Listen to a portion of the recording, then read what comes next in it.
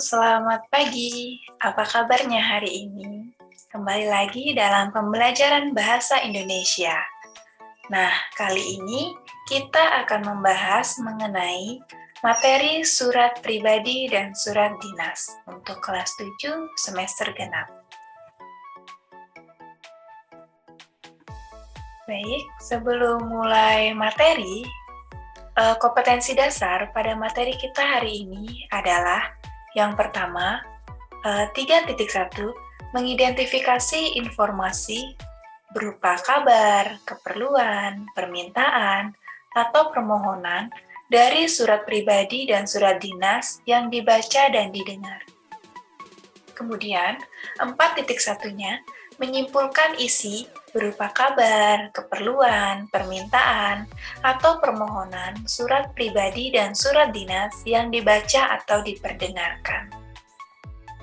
Kemudian, tujuan pembelajaran kita hari ini adalah yang pertama, siswa dapat mengidentifikasi informasi berupa surat kabar, keperluan, permintaan, atau permohonan dari surat pribadi atau surat dinas yang dibaca dan didengar.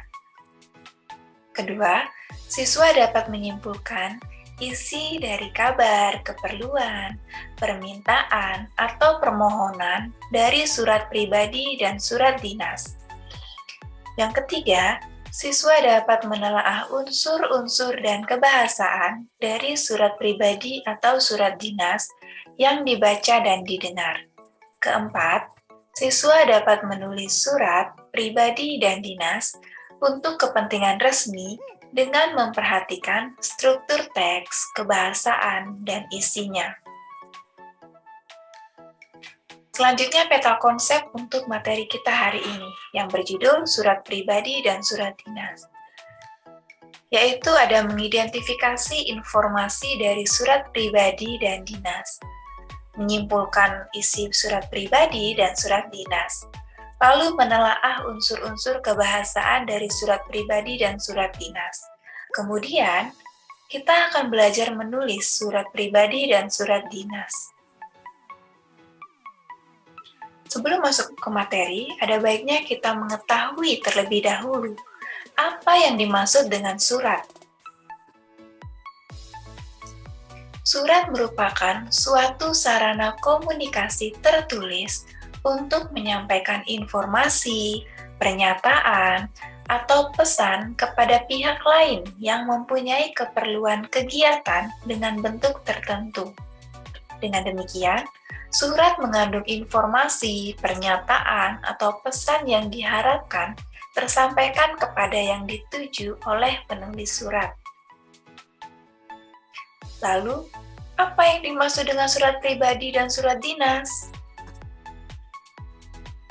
Surat pribadi adalah surat yang ditulis berdasarkan kepentingan pribadi.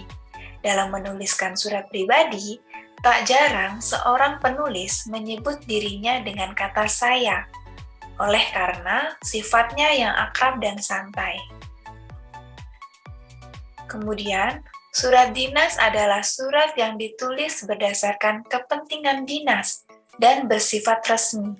Surat dinas hanya dibuat oleh instansi pemerintahan dan bisa dikirimkan kepada semua pihak yang memiliki hubungan dengan instansi tersebut. Berdasarkan ketentuannya, surat dinas harus ditulis mengikuti ketentuan-ketentuan baku. Lalu, ada ciri-ciri surat pribadi. Ciri-ciri surat pribadi yang pertama, tidak menggunakan kop surat. Kedua, tidak menggunakan nomor surat. Ketiga, salam pembuka dan penutupnya lebih bervariasi.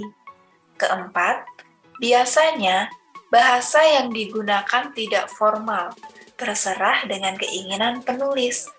Dan yang kelima, format surat bebas, tidak mempunyai ketentuan-ketentuan tertentu. Nah, ini merupakan contoh dari surat pribadi. Surat pribadi yang ditujukan kepada Dina dari sahabatnya yang bernama Mary.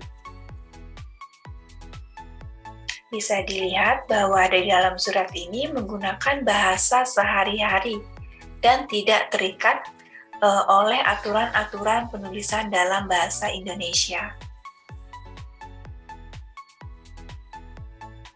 Selanjutnya adalah ciri-ciri surat dinas.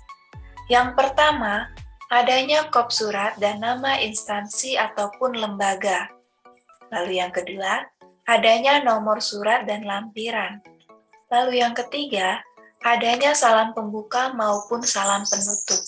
Dan keempat, menggunakan bahasa resmi. Dan yang kelima, adanya stempel instansi atau lembaga pada surat. Ini adalah contoh dari surat dinas. Terdapat nomor, halaman. Nah, dan dalam penulisannya menggunakan bahasa baku.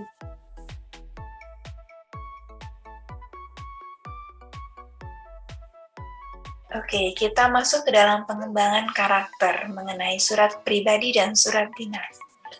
Keinginan untuk berkomunikasi merupakan salah satu dorongan untuk tersurat dengan orang lain.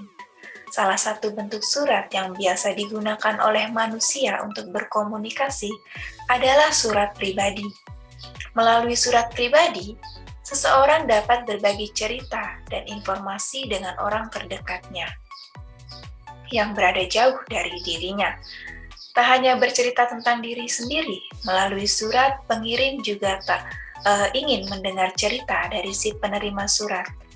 Melalui hal ini, kita diajarkan sikap peduli dengan keadaan orang lain, baik itu senang maupun sedih, sehingga kita dapat berempati dengannya. Sampai bertemu di pertemuan berikutnya, dan sampai di sini materi surat pribadi dan surat dinas. Kita akan bertemu untuk melanjutkan materi selanjutnya di pertemuan kedua. Jika ada yang ingin bertanya dan kurang jelas, silakan tinggalkan di kolom komentar. Terima kasih, sampai bertemu di pertemuan selanjutnya.